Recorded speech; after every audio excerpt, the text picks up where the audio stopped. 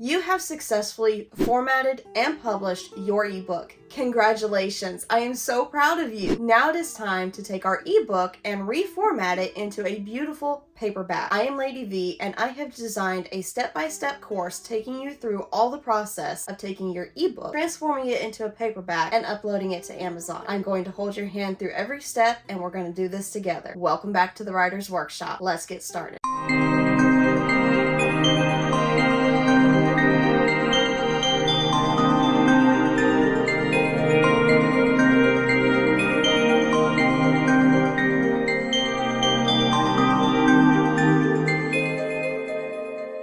Alright, if you have already gone through all the process for formatting your ebook, which I highly recommend, because then you'll be able to avoid a lot of the extras and repeating a lot of the same steps, including removing the the extra spaces at the ends of paragraphs, which I mentioned in our first ebook formatting class. So what I'm going to do is, here is our last form of Up in Flames that we did for ebook, and I'm actually going to add ebook to this so I know that that is what that is. And I'm going to duplicate it, so I always have a copy. Again, always have a copy of your work somewhere. I'm going to title this Paperback because that is what we're going to be working on. It's formatting for paperback. Alright, so let's start with getting that document up and running. Now, our formatting for our paperback is going to be a bit different as we have everything already scrunched together for the ebook. With paperback, you are going to be starting all your chapters and everything on its own individual page, but we'll get to that in an upcoming video. For now, we need to change the entire layout of this document. Currently, it's not even in the right size. So go ahead and highlight your entire document. If you are on a PC, that will be Control A. If you're on a Mac, Command A. And I'm going to go over to Layout. We're going to go to the page size. And normally when you are just writing regular, it's going to be in US letter.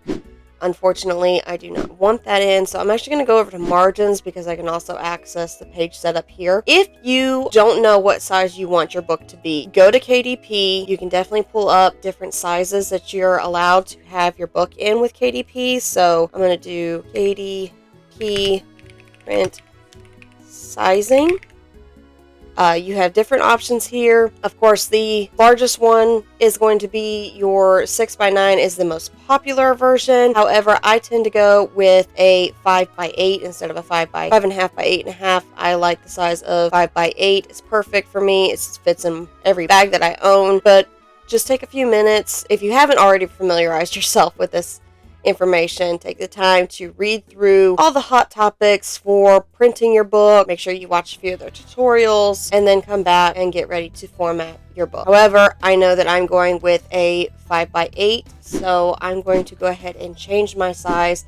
I already have a custom size in here, which is 5.11 by 8.25. This gives my document just a little bit of wiggle room on the top and bottom and sides to be able to work with bleeds and trim size. Now I'm going to go ahead and adjust my margins. I like to leave 1 inch at the top and bottom. This will leave me room for adding any headers that I want, the book title, author name, and also my footers, page titles, or page numbers, anything like that. And then on my sides, I tend to prefer to go down to a 0.7 on both sides. That's just my preference. Play around with this a few times until you find the size and print that works for you. Alright, and I want to apply this to the whole document. So I'm going to go ahead and make sure everything looks good here. Yes. Okay. And you're going to see that that's just going to go ahead and reformat your entire document. I'm also going to go ahead and zoom out a little bit so I can see multiple pages at once. And just like before with our ebooks, we went over the formatting of our paragraphs. We're going to go to that again. So for me, I'm going to go up to paragraph. I don't really want my indentations on my sides any more than what they already are with the margins. However, I do want my first line indented. Usually anywhere between a 0.3 to a 0.5 is good for your first line indentation over here. I'm going to go with a 0.4. I do want to add some spacing between our natural paragraph breaks, so I'm going to do an after 6. And we do want to leave our regular line spacing between our lines and our paragraphs at single. Go ahead and hit OK. You can come down here. You'll see that we have a nice tightness here and then a little extra space here. You don't have to have that extra space there if you don't want to. I'm going to show you what 0 would be like. You see that's going to bring it a lot closer.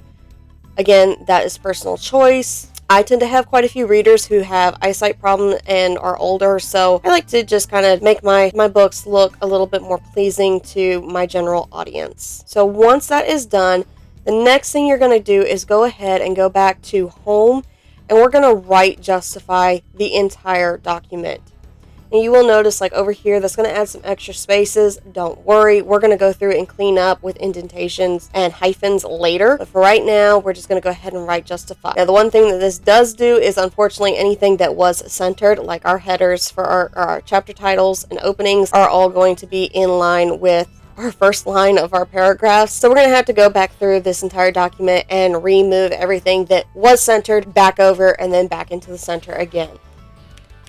And that's just a simple move it back over to the left all the way and boom, back to the center. Again, all the way to the left, center. And I'm going to go through and do that with my table of contents as well. I don't mind those being indented. That's actually okay. But my other books by, I'm definitely going to want to put those back to center completely.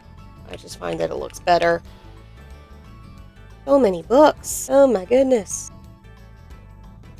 And for something like this, because I had multiple that are getting done in one go, I can just move them all to the left and then come back, highlight, and go to center. Looking good. Now again, we went through this on the ebook. Your copyright area, I did like on my ebook to be centered. I actually also like that for my paperbacks as well. I just find that it cleans things up and makes it look a lot better. That is my personal opinion. So I'm going to show you, put that to center, and look at how nice that looks. I mean, come on. You cannot tell me that that is not aesthetically pleasing. Alright, so I'm going to just take a minute to go ahead and go back through the entire document and finish recentering all my chapter headings and my scene breaks. So I will be back with you in just a moment.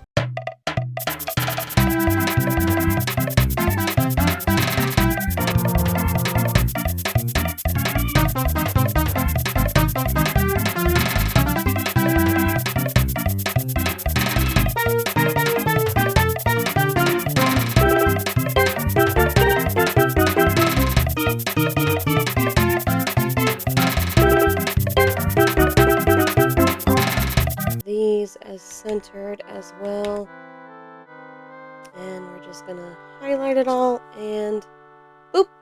All right, you have finished recentering everything. That is going to do it for today on getting our paperback set up. We're going to go over changing our font, lining everything up onto right pages, chapters, and scene breaks all in the next video, so do come back for that. And until next time, don't stop learning and never stop dreaming.